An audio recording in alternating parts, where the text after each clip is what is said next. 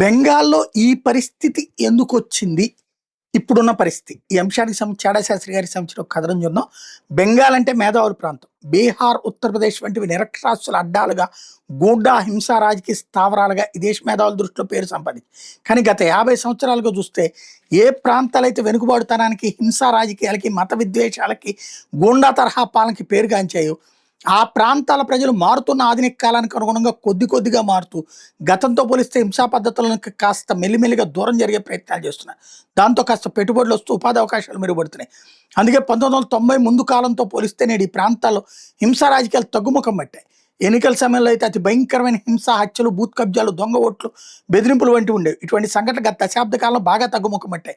ముఖ్యంగా బీహార్లో లాలు కుటుంబ పాలనపై నితీష్ పాలన రావడం, ఉత్తరప్రదేశ్లో ములాయం కుటుంబ పాలనపై యోగి పాలన రావడంతో ఇవి ఇంకా బాగా తగ్గి మరి మేధావుల ప్రాంతంగా వామపక్ష మేధావులచే ఆకాశానికి ఎత్తబడ్డ పశ్చిమ బెంగాల్ పరిస్థితి గత 50 సంవత్సరాలుగా చూస్తే నానాటికి తీసుకట్టు నాగంబొట్టు అనే నానుడిలాగా రోజు రోజుకి ఇంకా దిగజారుతుంది. విచారించాల్సిన విషయం ఏంటంటే సిద్ధాంతాల పేరుతో అటువంటి హింసా రాజకీయ తరహా పాలన అందిస్తున్న రాజకీయ పార్టీలు గత 5 దశాబ్దాలుగా బెంగాల్ సాధారణ ప్రజలు నెత్తినుద్దుతున్నారు ఈ వామపక్ష మేధావులు మరియు బీజేపీ ద్వేషులు. బెంగాల్లో బీజేపీ వస్తే మత రాజకీయాలు పెరిగి రాష్ట్రం భ్రష్టు పట్టిపోతుందని చెప్పే మేధావులు 25 సంవత్సరాలు గుజరాత్లో, 20 సంవత్సరాలుగా మధ్యప్రదేశ్, 10 సంవత్సరాలకు పైగా ఛత్తీస్గఢ్, రాజస్థాన్, అస్సాం వంటి రాష్ట్రాల్లో ఇటువంటి హింసా రాజకీయాలు, మత పోలరైజేషన్ వంటి బెంగాల్లో ఉన్నంతగా ఉన్నాయా? ఆఖరికి వీళ్ళు 24 గంటలు ద్వేషించే మతతత్వ యోగి పాలనలో ప్రస్తుతం యూపీ ఎలాగుంది?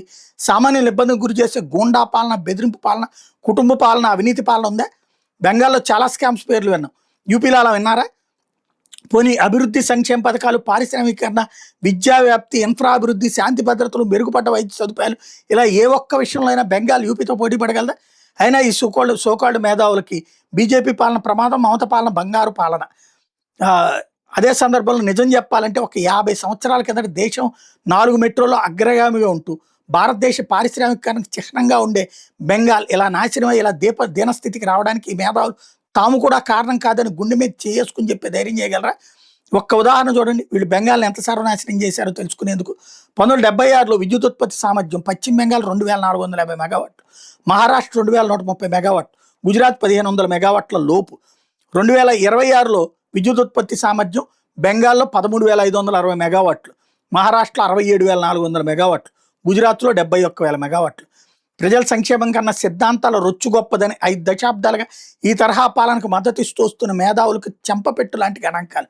కేవలం ఒక పార్టీ మీద సిద్ధాంతపరమైన ద్వేషంతో ఇటువంటి దారుణమైన పాలన అందిస్తున్న నాయకులను ఈ బీజేపీ ద్వేష మేధావులు ఇంకా సమర్థిస్తూ వస్తున్నారంటే నిజంగా వీళ్ళకి సామాన్య ప్రజల అభివృద్ధి, తద్వారా దేశాభివృద్ధి మీద చిత్తశుద్ధి ఉంది అని నమ్మగలమా? బెంగాల్ నిజంగా మేధావుల రాష్ట్రం అయితే ఈ పరిస్థితి ఎందుకు? ఉత్తరప్రదేశ్, బీహార్ మారుతుంటే బెంగాల్ ఎందుకు ఇలా తిరోగమనంలో?